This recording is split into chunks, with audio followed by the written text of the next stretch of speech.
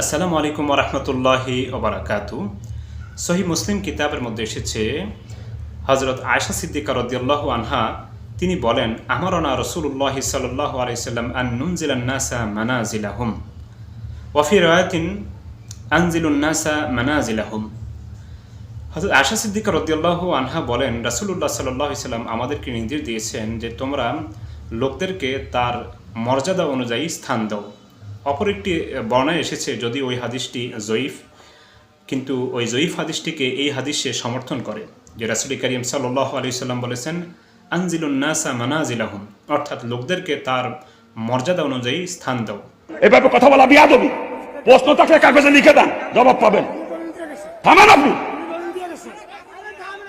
কোন কিতাবের দলিল দিয়েছে? সেই কিতাবের নাম কান। সেই কিতাবের নাম কান। কোন কিতাবের দলিল দিয়েছে নাম কান। সুপ্রিয় দর্শক, আমরা প্রায় দেখতে পাই মাহফিলের স্টেজগুলির মধ্যে ঝগড়াঝাটি, বিভিন্ন ধরনের বাকবিতণ্ডা। অনেক সময় দেখা যায় সেখানে কোরআনুল কারীম থাকে, কিন্তু দূরের থেকে মানুষে জোতাও নিক্ষেপ করে যে কারোর উপর, হয়তো যে বাধা দিয়েছে অথবা যে কোনো কথা বলেছে বক্তার উপর, তার উপর, কিন্তু সেটা ব্যতিক্রম হয়ে যায়, অনেক সময় অন্য মানুষের উপরে পড়ে। ওয়াজের দিন তারিখ যেদিন ফাইনাল করবেন ওই সময় কয়ে নেবেন মঞ্চে, যেন কোনো রাজনৈতিক নেতা না উঠে।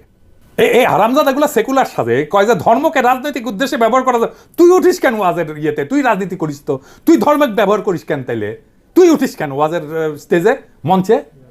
কোনো রাজনৈতিক নেতাদের বক্তব্য দিতে দেওয়া যাবে না। ওরা কয় না নির্বাচনে আসেন, রাজনীতিতে আসেন, কয় না। হ্যাঁ, এই যে দুদু ভাই কইছে, এই যে শুনেন, ভাইরে রাজনীতি করবেন স্বনামে আসে, আড়াইলে আপনার লাগে রাজনীতি করে। এবার কইবেন তুই এটা ওয়াজ কর, নিজে নিজে কর, দেখি দেখি হাউ মেনি প্যাডিতে হাউ মেনি রাইস, পারিস নাকি দেখি।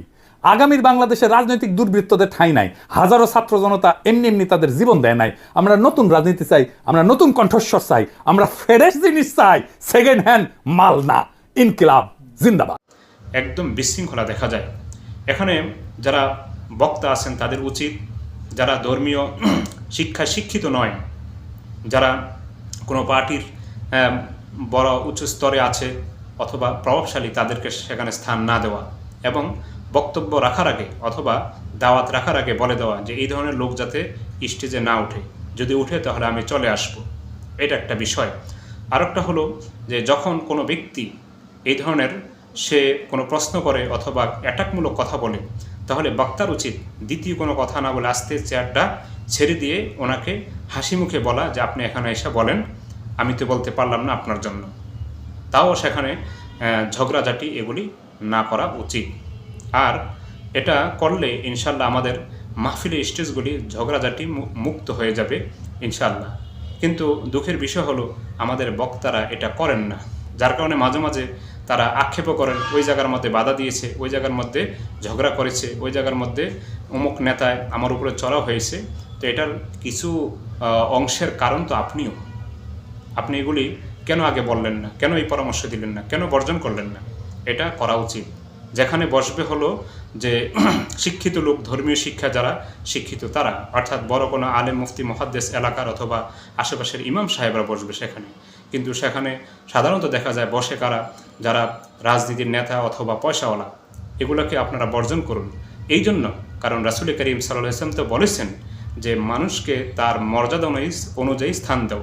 তাহলে ওই ধর্মীয় নেতা ছাড়া যে পার্টির নেতা অথবা অন্য কিছুর নেতা অথবা পয়সাওয়ালা, সে তো ওই স্থানের অধিকারী নয়, তার সেখানে বসার কোনো যোগ্যতা নেই। তাহলে সেখানে আপনি কেন বসতে দিলেন? এই কারণে গ্যাঞ্জামগুলি হচ্ছে, সমস্যাগুলি হচ্ছে।